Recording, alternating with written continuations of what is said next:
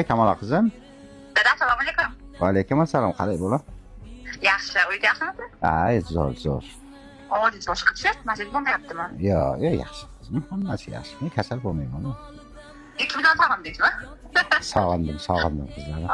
Hozir opamlarga telefon qilaman.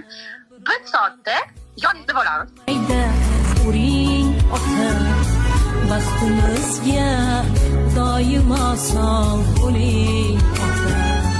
Yana bir bor sochim mayda uring ota, baxtimizga doimo sog' bo'ling ota.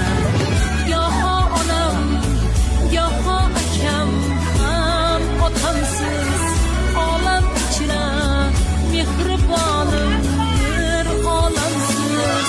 Bu dunyoda men suyangan bir odamsiz.